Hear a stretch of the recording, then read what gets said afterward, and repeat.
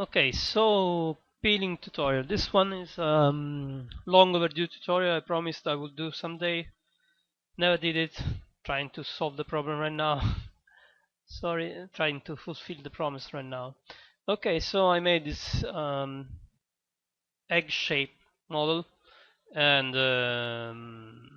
I'm gonna make something like the maybe you have seen it already. Let me show.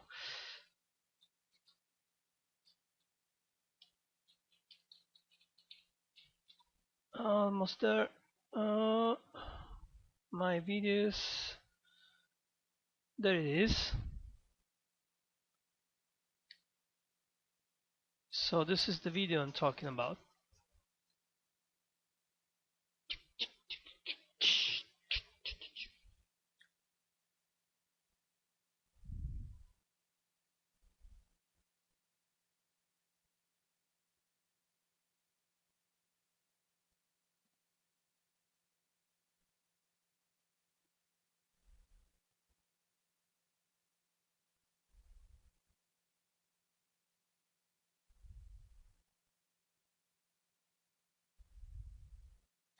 And that's it. I said on the video comments that these are inspired by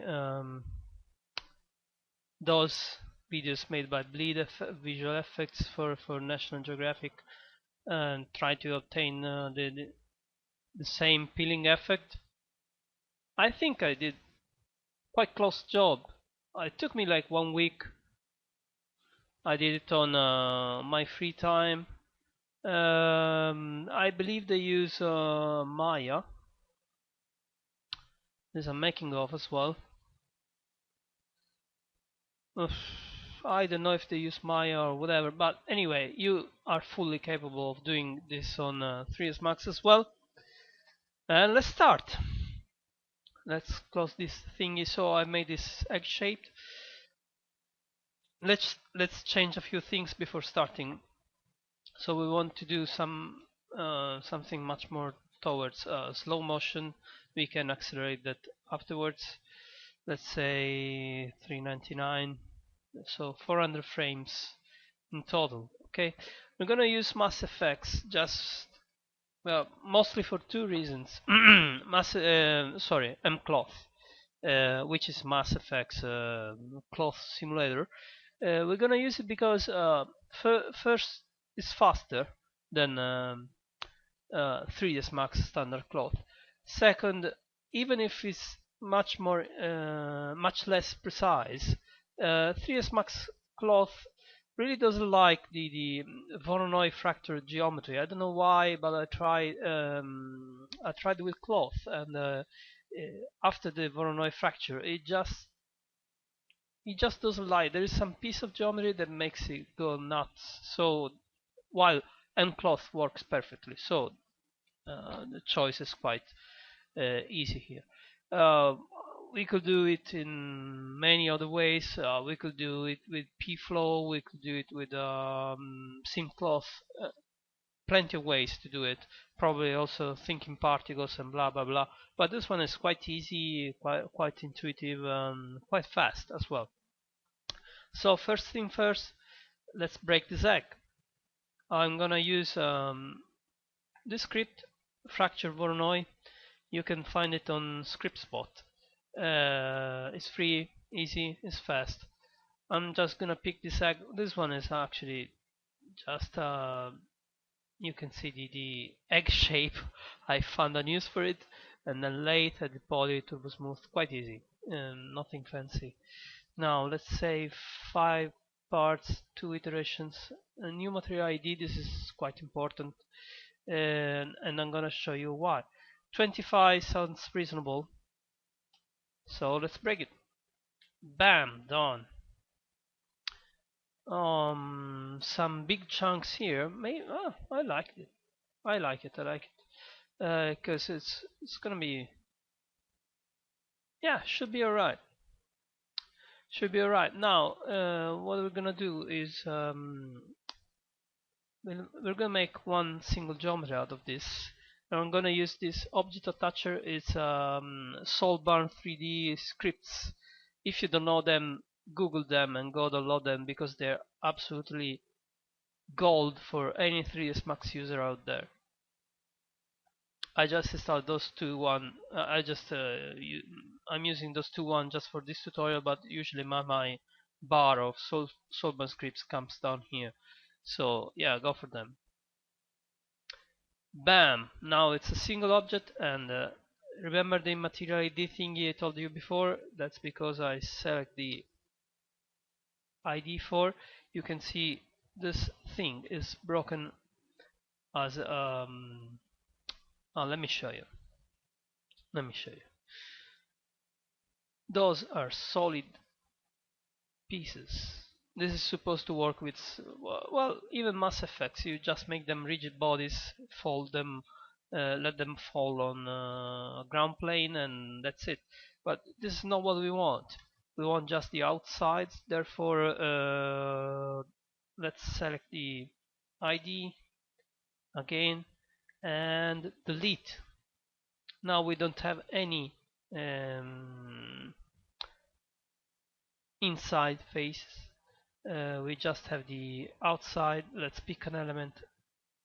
Bam, as you can see, it's empty inside.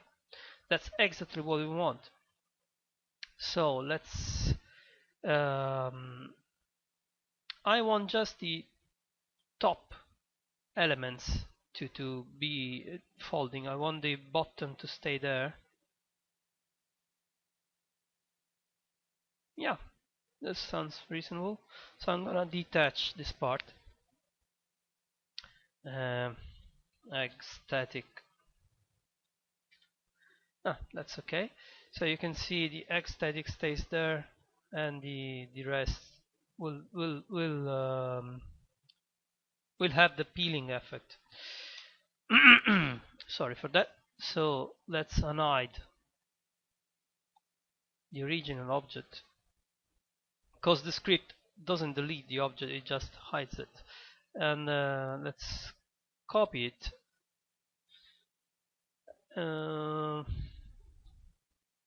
Collide. Yeah, collide sounds like a nice name because it's gonna collide with the peeling thing. Minus dot one, so it's a little bit smaller. Let's select the other one, hide it again. Now let's take out the Mass FX tools. Let's make a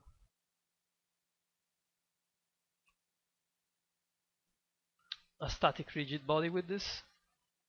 That's okay. And this is really important. We should make it as original.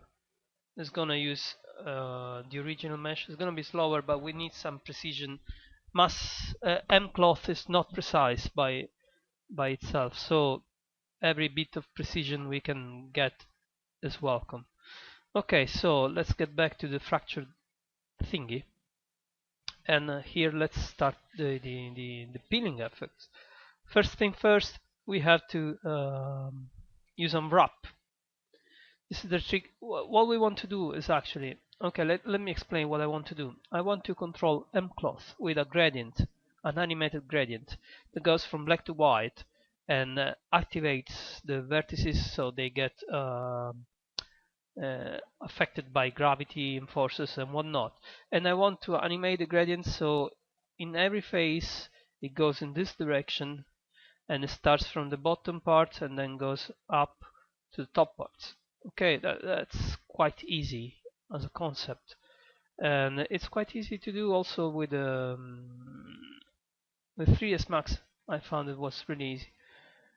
So let's pick all the elements and bam, single quick peel, and they're all unwrapped properly. Press Ctrl, take them sort of like here, same proportions. Then there's the material editor and gradient test. Got to do some trial and error here. First thing first, I'm gonna rotate this thingy by 90 degrees and put this on momentarily on solid, and I'm gonna explain you why. Assign this, okay, and this is totally self-illuminated. That's right. So let's hide the edges and let's pick the elements one by one. So this one, okay, I want the black on the bottom, so let's rotate it 90 degrees. That's it. Now this, you got to eyeball this. You just have to, no need to put it in the center because we're gonna move them later on. But I put it on the center temporarily because it allows me to see that line that must be horizontal, sort of. Okay, I'm gonna do it for each one of these pieces. It's gonna take a couple of minutes, but I'm gonna pause the video and get back when it's done. And there we are. As you can see, all the parts of the egg are placed in a way that this line is almost horizontal. Let's fix this one maybe slightly. Yeah, no need to be extremely precise. I just wanted to start from the bottom and go to the top. That's it. I think all the parts are okay. So now let's pick the gradient I'm using. Okay, animated gradient. Okay, and let's change it back to linear, and I'm gonna make this one black and add another one as white. Now this, I don't know why, but this one doesn't update, which kind of annoys me because I have to do this every time. Okay, so I'm gonna grab the bottom elements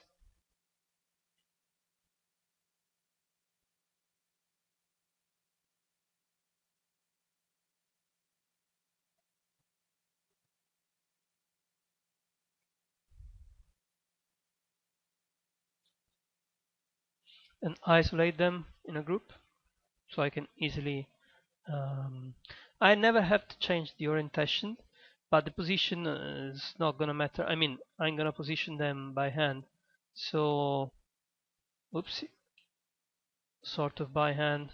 There's not even the need to separate them. I do it for visual ease. So okay, the bottom ones are taken. Then let's start with the middle ones.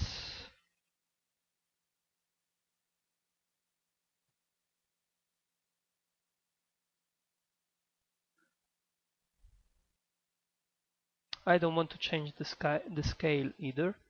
And then the very top ones, yeah, I mean those one are quite similar. I'm separating them in three groups just for the sake of it. So that's 1 and 2 and 3. That's it. And I'm gonna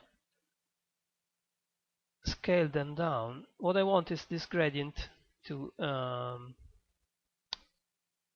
go up, starting with the bottom group, right? Then middle and then top. So it goes from black to white.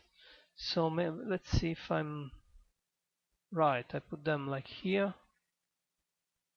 Okay, then I'm gonna go to frame 199 auto key, and let's take it to like 75. Bit too much. 70. Bit less. Okay, so let's see what it does on the viewport. Oh, I got to invert the position of the elements. No. Well, yes, I got to, because the position is right, but it goes on the wrong direction. As you can see, they become, let's select them, maybe it's easier to see.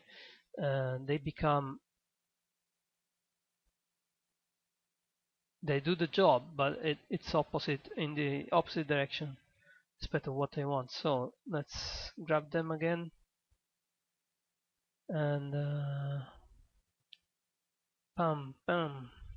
Let's see what happens. Now the direction is right, but I have to invert the position, which is quite easy. I just do like this, put them on the bottom, those on the top, and it should be it. Let's deselect them. There we are.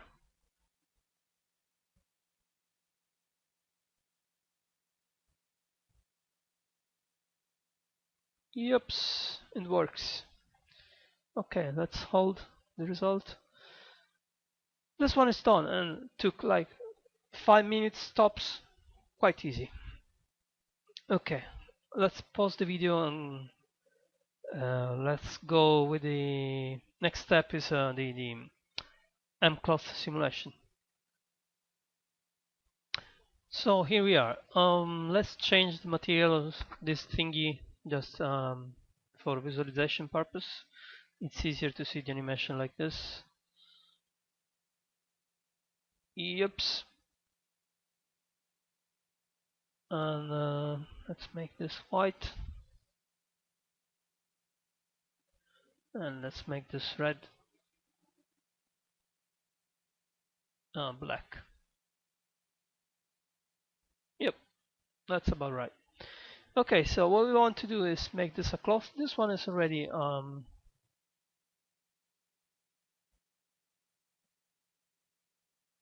it is not weird. I thought I've made it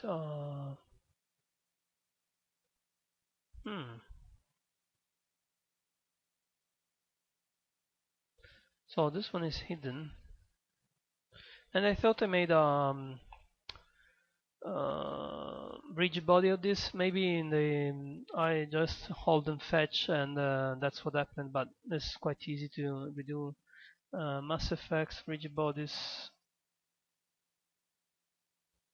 animation, mass effects, rigid bodies, static rigid body, and make it original. Bam, that's it. Yeah, let's leave all the settings like they are already, and let's focus on this thingy. Now what we want is animation, mass effects, cloth, create and cloth. So this one now is a cloth, and what I want is to create a group, select all the vertices, make group, well, folding, I don't know, pin it. So when you pin a vertex, they won't move. That's what's gonna happen. Did I do it correctly? Sorry. Let me redo this because I don't know if I. Okay, I selected all vertices. Make group. Folding again. Okay, and like pin. Oh, now it's right. So when you pin a vertex on mcloth, either mcloth or cloth or whatever cloth simulation thingy you're gonna use, is just gonna get stuck. So for example, if you make a flag and you want to pin the vertices nearby the pole, because they're like attached to the pole. That's what you're gonna do. You just select a bunch of vertex and make them a group and pin. But I did it on the whole thing, and that's because I'm gonna use the texture I created before to control the uh, pinning. Okay, now this is the opposite of what we want, because we want to become blue, which means unpinned afterwards. So what we can do here is quite easy. Just go here, output, invert. Now it's pinned and it gets unpinned by time. That's it. We should check those two in the mapping to check why they don't become completely blue. But I believe it's gonna work this way. They probably have to be moved a little bit, but it's gonna work this way as well. So we have the Mass Effects 2 open. This one is already a rigid body, therefore we can just try and simulate. Let's see what happens.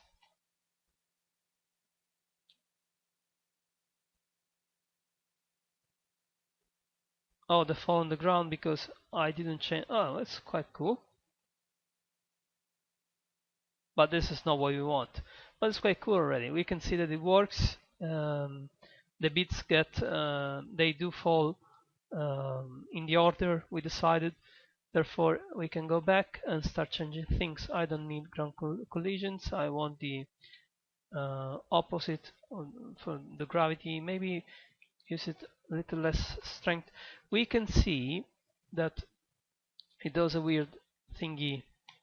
When I start, it just gets pushed out.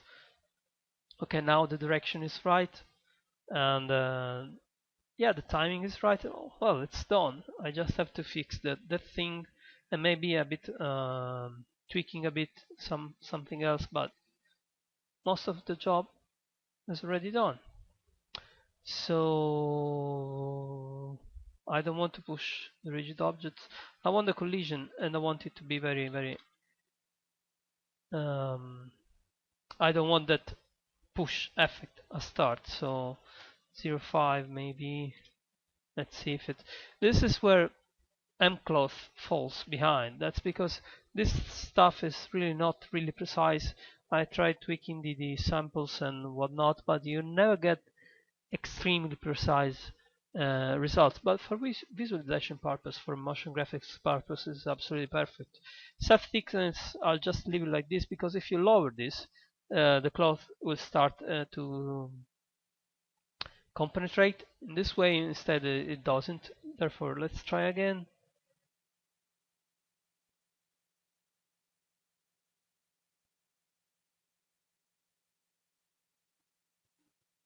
Nice. We still have that little push effect. Let's see if I put it to 0, what happens.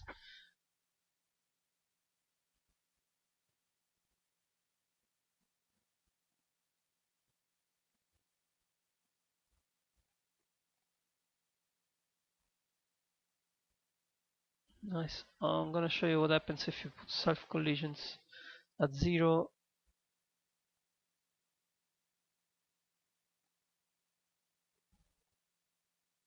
As you can see, they compenetrate. This is probably mostly a problem of also let's go down, let's go to 80 and 5 and 30. It's quite high. It's going to be slower but still manageable. Now you can see that the initial pop is almost non-existent, but it's much slower now.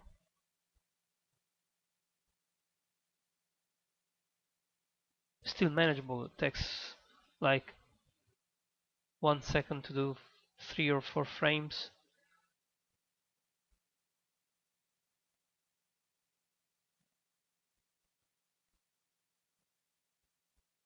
Okay, we can see that we increased the steps and now everything is much more rigid, but we can, whoopsie, what's going on in here?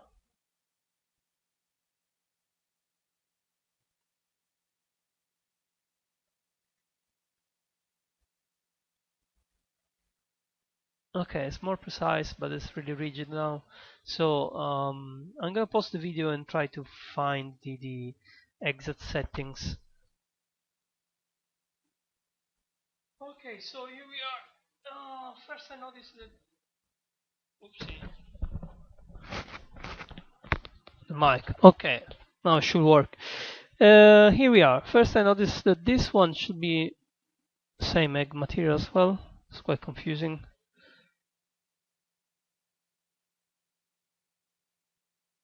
That's it. And this one should be white. Yep. Now it's much more clear. Okay, so what we want here is to fix the settings so it behaves more like the samples we see. What we're gonna do is oh, I already did it, I believe. I changed the bendiness to 1 and a slightly stretchiness, no stiffness at all. This is the extent to which an edge resists compression or crumpling. It shouldn't resist any crumpling because I want it to well, maybe a little bit. I don't want it to be completely run. So I'm gonna do the attach to colliders thingy 0.2, but all this is important, but it won't behave like we want. I'm gonna do a quick bake hole to see the animation like up until here to show you why it's not gonna behave like we want. So I'm gonna bake hole and pause the recording and be back once it's done. And we're back. So I lowered the substeps to 10, 510 here, solve iterations and substeps. It still holds up as per collisions and whatnot, but it's slightly faster. So I also disabled attach to colliders. I don't remember if I had this enabled or not. This was 0.5. Try with 0.2. The result was really weird. I disabled it momentarily. I'm gonna enable it again later because I want to show you what's happening here. It's sliding on the egg, which uh, maybe it's what it will do if this situation was real. I don't know, in like in outer space, you fold an egg with something like this and whatnot. Um, but this is not what we want. We want it to bend outside, and so the natural solution for this is to create a force. In this case, I'm gonna create a wind. It's already set to spherical because I tried this before, of course. Set it, put it to the center down here, and let's have decay. Let's see the range indicators like this. Yep, something like this. Yeah.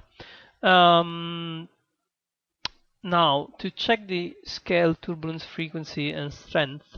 I believe the strength should be really low, but in order to check them, I'm gonna disable this M cloth. I'm gonna create a plane like this.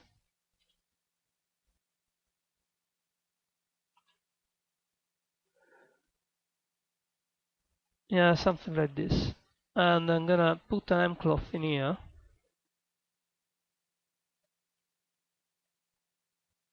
Okay. And yeah, I don't care about self thickness, whatnot. Well, maybe self collision, but yeah, 0.2 like the other. Lot of bendiness, slight stretchiness, and top 5 stiffness. Gravity scale is alright. I don't want to. Yes, I want to use the global gravity, which goes upwards, and should be alright. Oh, solid direction maybe 80 here as well, like in the other, right? Let's check. Yeah, 80. So, which is probably overkill, but for the sake of precision or the attempt to obtain some precision. So I'm gonna pin this one, so it's gonna behave like a flag, like I said before. Pin, and I'm gonna add the wind. Come on. Okay, so I can check this way. I can check the settings for the wind dynamically. Come on, come on. Yeah, right. There you are. Okay, so what I can do here is just do something like this.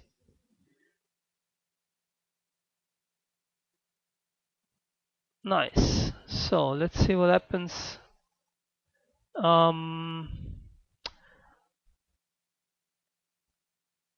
This is influenced by the gravity. That's why it does back and forth. What happens if I uncheck use global gravity? Now we should be affected by the wind only, and it should go.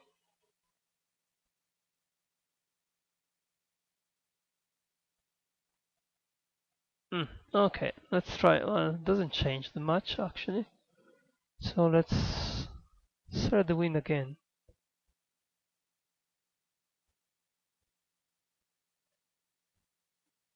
Oopsie, I think I made a boo-boo. Come on!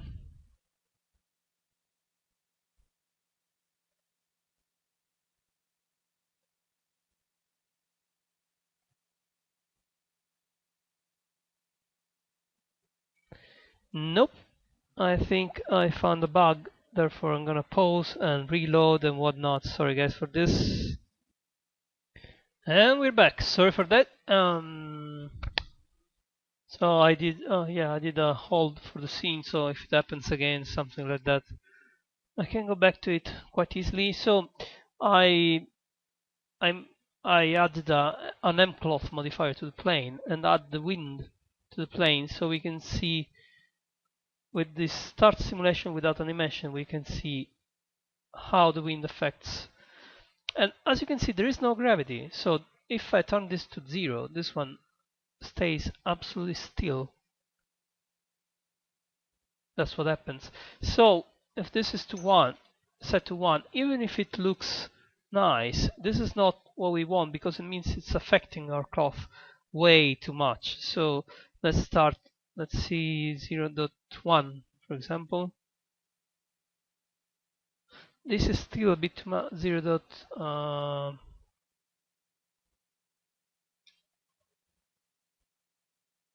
A bit too 0.5 maybe. Yeah, slightly.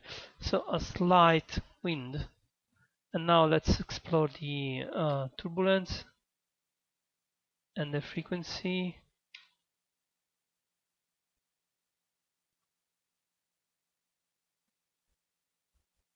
Way too much.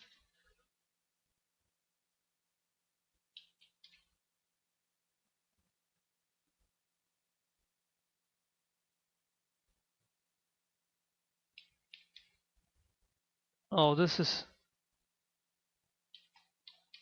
probably the right scale. Wait. The 5, let's see.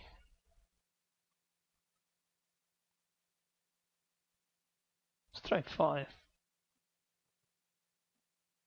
3. Yeah, this is the kind of movement that we want. Slightly more wind just to explore what's happening. 5. See, this is, I say slightly.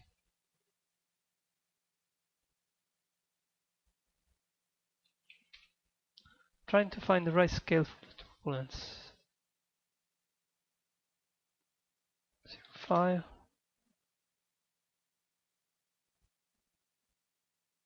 No, this is way too much. 0.2 probably.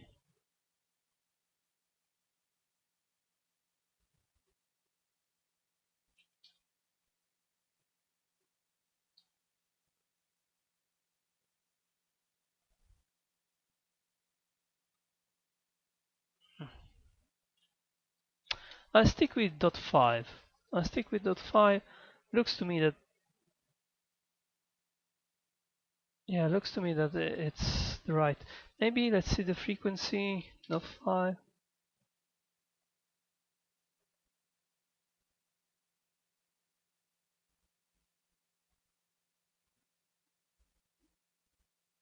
Yeah, don't bother checking your Facebook. It's mine. Yeah, let's try the settings. Okay, so we're gonna grab this one. Hide. Turn on the M cloth. Add the force. And I'm gonna attach again to the colliders. I'm gonna try with 0.5 because I believe that this wind will will push the our egg parts outside exactly like we want, and so it is gonna help. This one helps to make it sticky to the egg until some force push it out.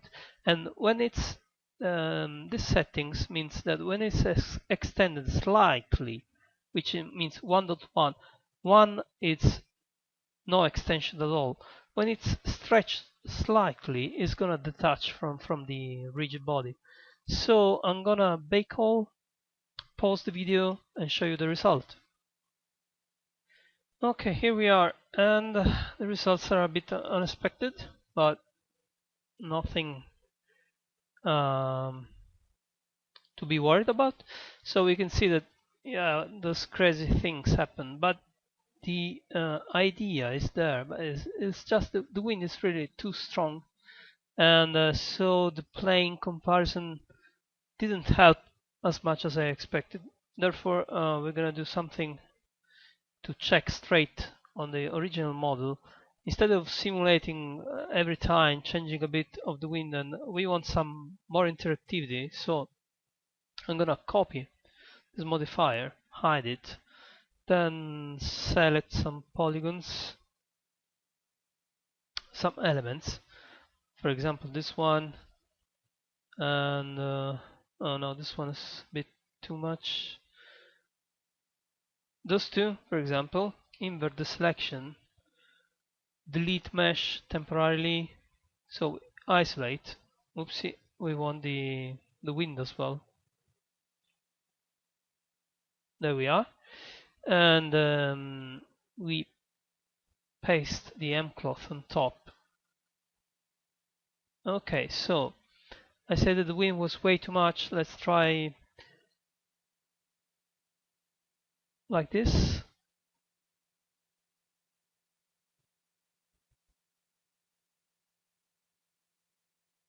Much better, but still it's crumpling a lot. It means there is a lot of turbulence, and I think the wind is still too much because I want the gravity to do the job. The wind, I want the wind to do, just to touch. Oh, this is way better. Let's try even less. Turbulence like this is okay. Maybe slightly less frequency because too much waves. Nice. Nice. Now that's what I was looking for. I'm gonna hold the scene. Hopefully this will behave like this in the whole model. I'm gonna turn off those modifiers, turn on the original cloth, and try to bake all. Pause, and we'll see in a minute. And here we are. Now I think we are okay. This is the result that we wanted. Let me show you. Whoopsie. Let me show like this.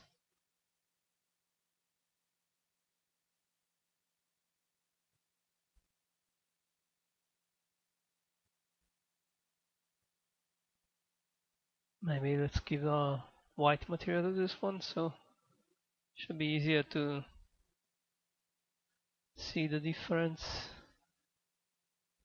Oh, sorry for that. Okay, there we are. Now it's set to 100 frames per second, I believe. So if I let's see it in clay.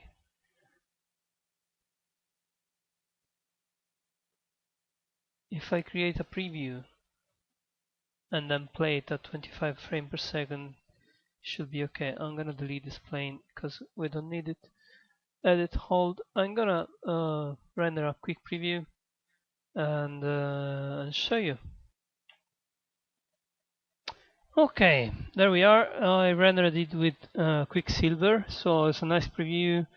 It's not like a real render. I mean, it's not like I did it with iRay or something, but it should give the idea. Now, the animation is a bit too fast. If I had to work more, there is a bit of a problem in there.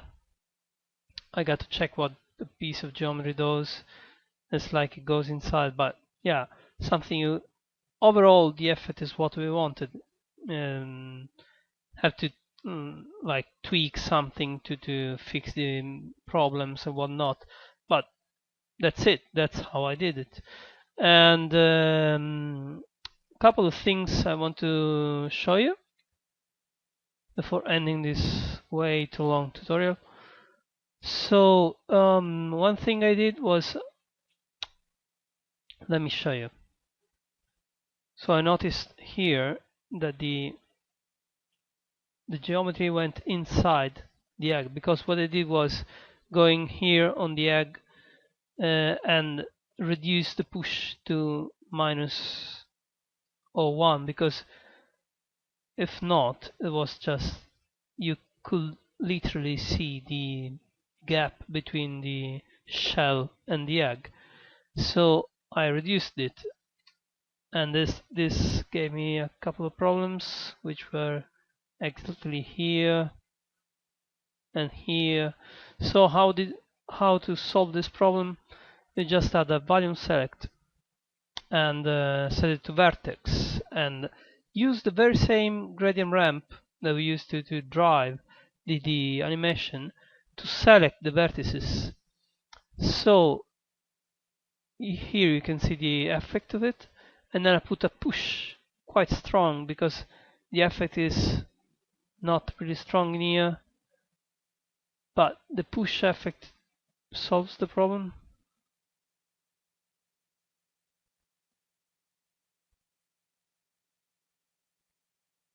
And that's it. Then turbo smooth and polyselect to remove the vertices display from the viewport. That's it. Enjoy. Hope you like it.